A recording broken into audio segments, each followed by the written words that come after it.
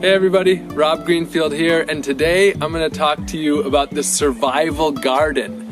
What I mean by that is a garden where you don't have to go to the grocery stores or the restaurants, and you can live off of this. It can produce your calories, it can produce your nutrients, and at the very least it can get you through weeks or months of not having to go to the grocery store. So this is the survival garden.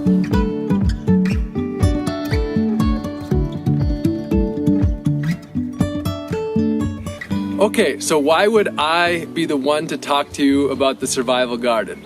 Well, I recently finished a year-long project of growing and foraging 100% of my food. So for 1 year, every single thing that I ate either came from my gardens or that I foraged from the wild. Down to the salt, the oil, all my calories, my nutrients, my protein, my fat, you name it. So I have quite a bit of experience.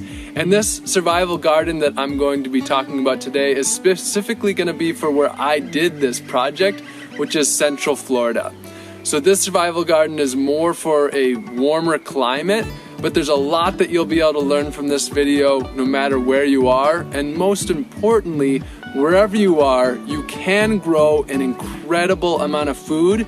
It's just a matter of adapting to the correct plants that are designed to not just survive, but thrive in your area. So I'm gonna start off right away with calories. Number one, I'm gonna share sweet potatoes.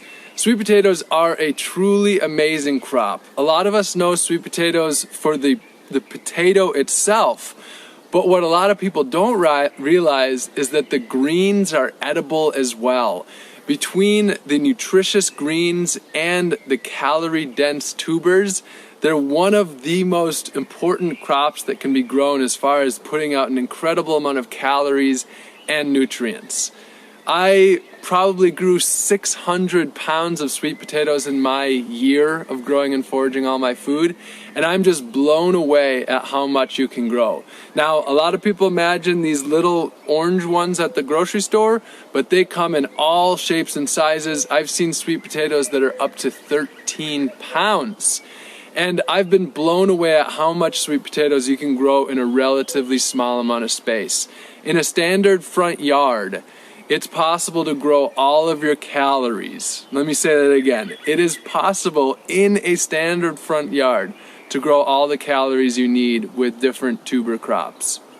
So, the second one that I'm going to talk about is called cassava or yucca. And for those of you who still haven't heard either of those words, it is what tapioca is made out of. So this is the true survival food. Over 1 billion people around the world depend on it for their very survival. It's twice as calorie dense as sweet potatoes at about 700 calories per pound is what I've read. So it is truly, truly calorie dense. A couple pounds of this per day meets your calorie needs. That said, it doesn't have a lot of nutrients, but we'll get into the nutrient crops soon. So the beautiful thing about cassava is you literally just take a stick of it, a branch, you take that branch, you stick it into the ground, come back 12 months later, and you've got yourself a whole cassava tree or bush or whatever you want to call it with the tuber under the ground. You don't plant it like a potato, you plant it with a little cutting, basically. And you can actually eat the leaves as well. Now, cassava or yucca has cyanide in it, but a lot of foods have cyanide in it, and it's just a matter of cooking it the right way. Again, 1 billion people live on this around the world, so you just have to cook it. So that's yucca or cassava. One plant can put out 10, 20 pounds of tubers from one plant. And the average one that I've gotten in Central Florida is probably around 5 to 10 pounds of tubers. So that is cassava or yucca, that's number 2. Number 3 is another really, really great tuber, another calorie-dense crop, and that is yams. The genus and species that I've worked with is Dioscorea alata, if that's how you pronounce it. And in Florida, this has actually become invasive. It is made out of cultivation. I believe it's originally from Asia, possibly Africa too. And it's a commonly grown crop for many people around the world. Now, when I say yam, a lot of people think of the orange ones that you get at the grocery store, which we call sweet potatoes and yams interchangeably. No, a yam, the largest one that I've ever harvested, was 150 pounds. Imagine, I weigh about 150, 155 pounds. The one I harvested, the biggest one, was 157 pounds. So the size of me, they get massive. An average one might be 10, 20, 30 pounds is not abnormal. And the beautiful thing about all three of these first crops is that most of them, you can largely set them and forget them, especially yucca or cassava. Those are drought tolerant, they don't need a lot of nutrients, and 12 months later you come back and you can have a whole survival garden. You can do your fence around your property all with yucca and yams and just have a living fence of serious calories to be able to come back to when it's needed or just when it's desired. But back to the big yam. The average one, 10, 20, 30 pounds. They're delicious. I actually prefer them over potatoes, and they are a vining species. Not an edible leaf. Unlike the yucca and the sweet potato, both of those have edible leaves, but this is just another beautiful calorie crop. Now, another calorie crop that I want to mention is potatoes. The crops that I'm talking about are a little bit more for the warmer climates, although sweet potato is something that's grown throughout. But potatoes are a standard that can be grown all across many climates. It's not one that I have a lot of experience with. I have grown it in Florida, but that is a really wonderful crop that you can grow in huge volumes as your calorie. So those are 4 calorie crops. And the next one I want to get into is indeed a calorie, but it's also a delicious fruit and a favorite food of many people around the world, and that is bananas. And I'm also going to talk about plantains. Bananas are a true survival food. You can take bananas, by the way, you don't plant them from seeds. You plant them from a pup, which is basically a small plant. How bananas work is they send up babies or pups, little shoots out the sides, and you can get, if there's a huge stand of bananas, you can just dig one of those up with part of the corm, plant it in a few years, and in a few years' time you can have a whole stand of bananas. So bananas in Central Florida, where I did my year, for example, within about 12 months they can be starting to produce. Within a few years you can be talking about huge quantities of bananas and plantains. Now, bananas can be eaten green, fried for example, or you can wait until they're ripe and you can eat them as a delicious banana. You can also actually dehydrate the skin and the banana whole and dehydrate it and then blend it to make a flour. And then, of course, plantains are a staple of many, many, many people all over the world. Those can be eaten ripe as a delicious sweeter flavor, or they can be eaten savory when they are still green. So that is the banana. You can grow hundreds and hundreds of pounds of bananas. You can start it with something that you can get for $10 or $20 or for free. The next one that I want to go into is papaya. And papaya is extremely versatile. Papaya is a tree, but it's not your typical tree. They will last generally about, at maximum, 7 years. 3 to 5 years might be pretty normal. And they're a very soft tree. You could basically push them over. You can cut down the papaya tree just with the one swipe of a machete. But the fruit is a beautiful fruit, and it's very versatile. So of course you can wait until it's ripe, and then it's a nice sweet orange, Or you can eat it while it's green, more as a vegetable. And I make sort of like a sauerkraut with it, a papaya kraut, by fermenting it. And then people all over the world use it green as a vegetable, whether pickled or sauteed or raw. What's commonly known as Thai green papaya salad, for example. And I love to make a coconut curry out of my green papayas. If you're dealing with wasps, a pest that often comes for the papayas, then the best thing to do is not wait for them to get ripe and eat them green. So this is a great staple crop, not as calorie dense as the earlier calories I mentioned, but very filling and very much has calories to it. Now, in a colder climate, something that actually somewhat resembles in my mind the papaya is the zucchini. Zucchini in a colder climate is a true survival crop. I hear stories all the time about people saying that in the northern climates, they have so many zucchinis that they have to put them on their neighbors' doors to try to get rid of them, but their neighbors hide from them because they don't want them because they have so many. And the reason it reminds me of papaya is because they can grow very large and in extreme abundance, and they can be cooked in a similar manner. And they don't, again, have an incredible amount of calories, but they have a large amount of sustenance and can really fill you up. So that's the papaya, and for some people, the zucchini. And speaking of zucchini, what I have to mention for the survival garden that I'm talking about is a heat-loving, a heat-tolerant squash. And for me, that is the Seminole pumpkin. It's amazing what you can do with one seed. Most people, with their pumpkins and with their squash, when they buy them at the grocery store, what do? They take those seeds out and they throw them in the garbage.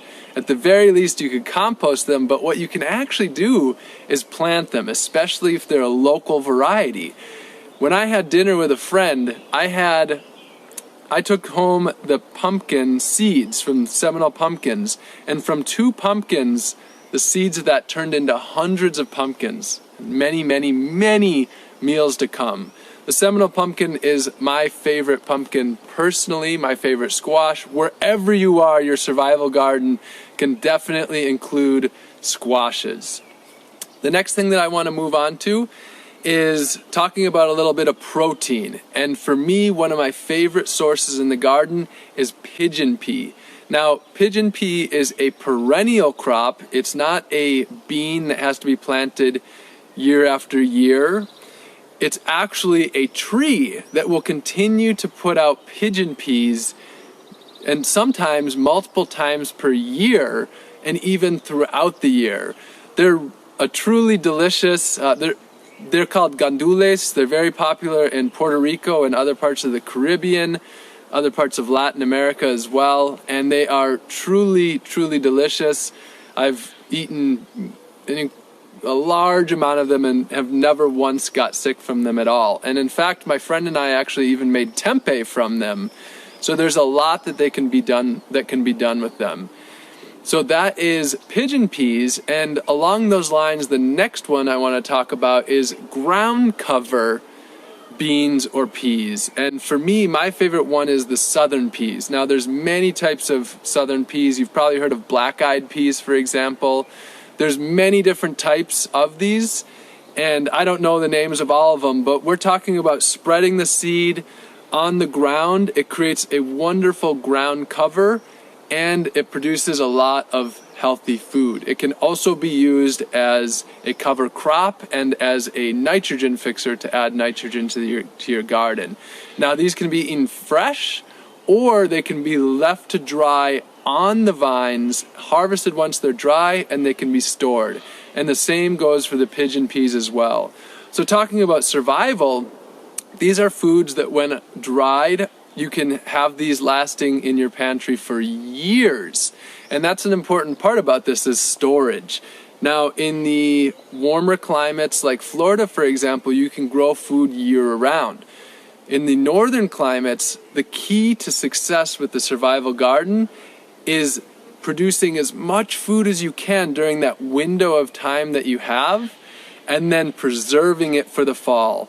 Now, for all the people out there who are saying, oh, you can only do this in Florida, I have to say, the most extreme abundance that I've ever seen was in the fall in places like northern Wisconsin, where I'm from. The abundance of nuts and different fruits like apples and plums and pears and berries is it's incredible. So much more than I've ever seen in some warmer climates. So you just have to work with your area. So those are a few examples of protein. We've covered calories, we've covered some protein, and now I want to get into some of the very nutrient-dense foods. And the really good news is that a lot of these nutrient-dense foods, whether you want to be self-sufficient and being able to exist without a grocery store or restaurant at all, these nutrient-dense foods are a no-brainer for everyone because they take very little work. They can save a lot of money. They're some of the healthiest foods out there that you can eat. And environmentally, they're one of the most logical things to grow at home because shipping greens is one of the least efficient things that we can ship. So I'm going to talk about perennial greens. And the first one that I'm going to talk about is moringa. Now, moringa is also called the vitamin tree or the tree of life, and it is truly the tree of life. It's one of the most nutrient-dense plants on earth. Supposedly, it's about 20% protein by weight as well, so a lot of greens and vegetables actually do have a lot of protein in them as well. Moringa is a perennial. You can start it either from seed, or you can take a cutting, stick it in the ground, and have a moringa tree. You can make a wall around your property with moringa. You can dry moringa leaves, turn it into a powder, and you have your own multivitamin that you can travel with. And it's also a really great crop that you can trade. You can trade others this nutrient-dense powder that you make for other things that you need, or you can actually make a little business out of it and sell it.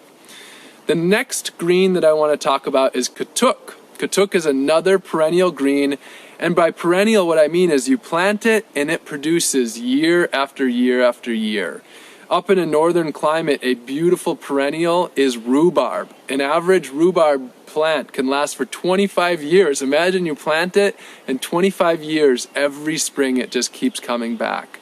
Annuals you plant once, for example carrots, and then when you pull it, you eat it and it's dead. And then in between perennials and annuals is self-seeding annuals, and these are ones that you let go to seed and they keep spreading their seed and they just keep coming back. Once you got them going, you've got them going. So in the survival garden, I highly recommend working with perennials and self-seeding annuals as much as possible. So I mentioned katuk, and the next one that I want to talk about is chaya. Chaya is an ancient food. It's been eaten for thousands of years. I don't remember if it's the Mayans or the Aztecs or possibly both that have had it as a staple part of their diet. It is also called tree spinach and very calorie dense. This one also has to be cooked because it has cyanide in it, just like I mentioned with the cassava or the yucca. But again, it's just a matter of preparing food right. All things have to be prepared right, whether it's coffee or chocolate or the way you're producing your beverages like beer and wine.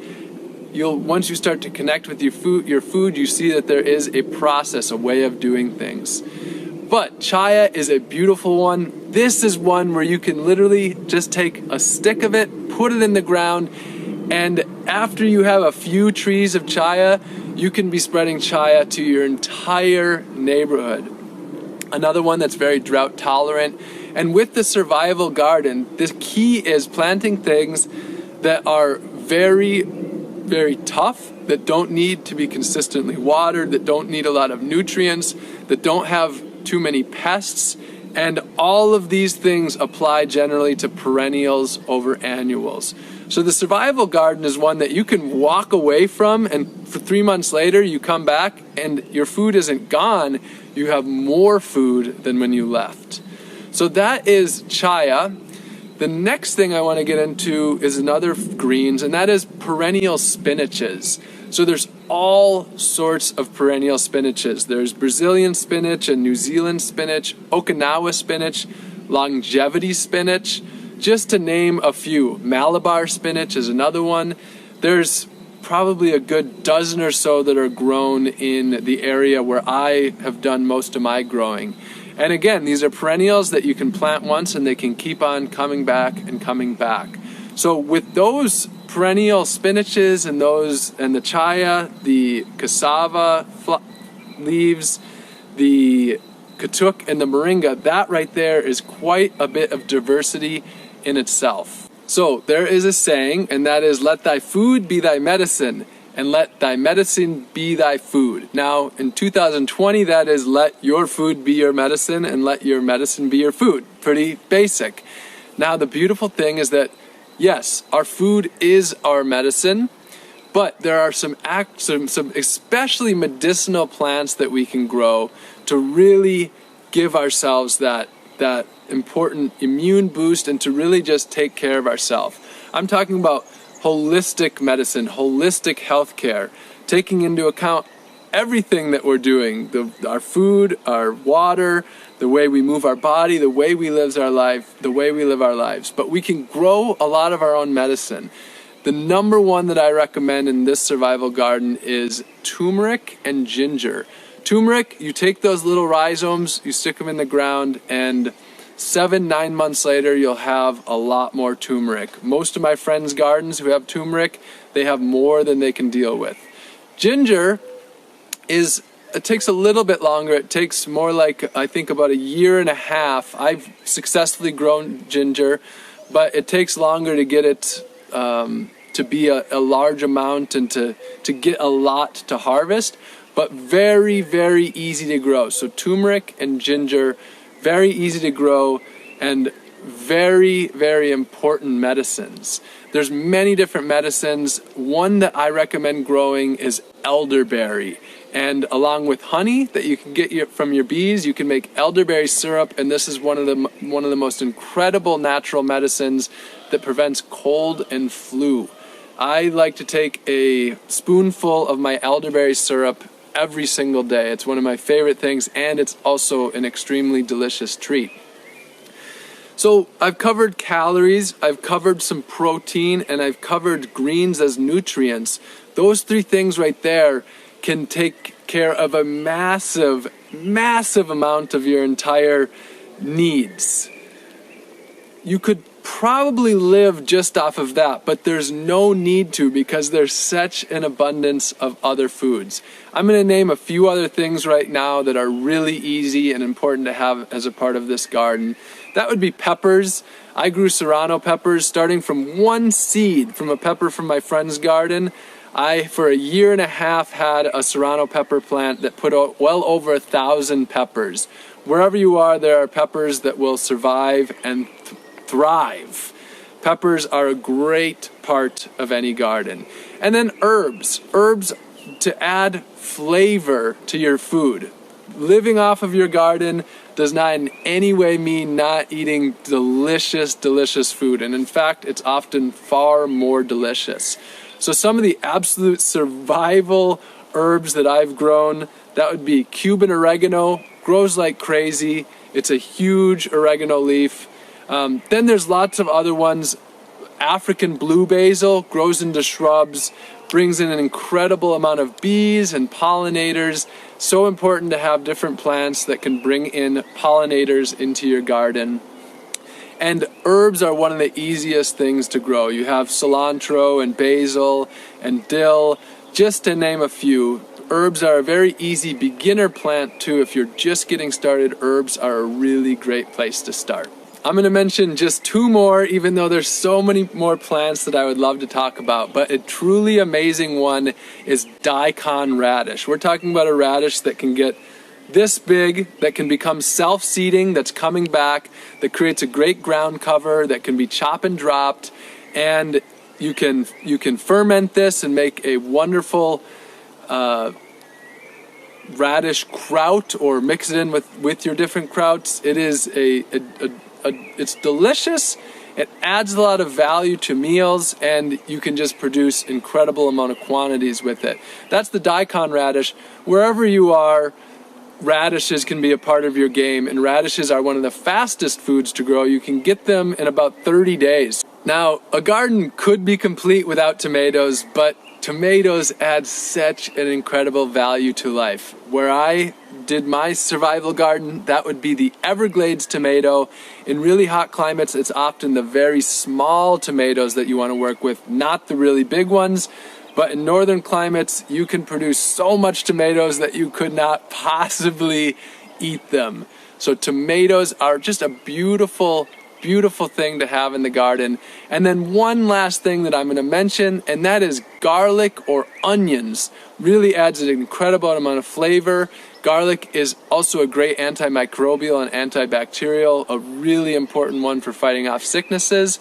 In Central Florida, my big ones would be garlic chives and then society garlic. These are perennials that do really well. I also grew garlic. That's harder in the southern climates, but I did it successfully. But in the northern climates, garlic is an easy one. So that is my survival garden. I've covered your calories, your protein, your greens. There are more things than that. However, if you have just this going and you work with the perennials over the annuals, we're talking about almost never having to take a trip to the grocery store. This is my tips, especially focused on a warmer climate. In future videos, I will have some that are specifically focused on colder climates. So make sure you come back and tune in for that. And if you got a lot out of this video and you found it to be really useful, then definitely I encourage you to subscribe to this channel. And if you have questions or comments, put them below. Hit that like button to make this get out into the world so people can see that it is possible to live without grocery stores and without restaurants, and live in a way where we are working with the earth rather than against it, and where we can live happily and healthfully with food sovereignty right in our own communities. Love you all very much. See you soon.